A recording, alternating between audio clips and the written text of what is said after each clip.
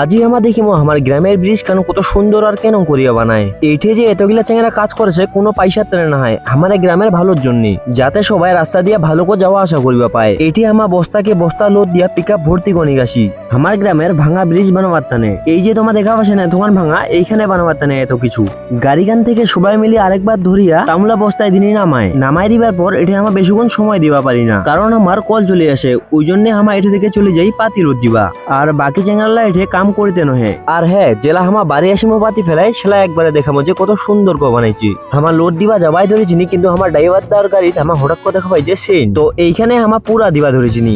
এইটে ব্যাপারটা হচ্ছে যে বান্ধরের হাতত কি আর কোলো নহে, এটা থেকে যে আমার পাতি লোড দিবা ধরেছিনি। তারপর মই শোনা পাও এইটাই নাকি লাস্ট পাতি।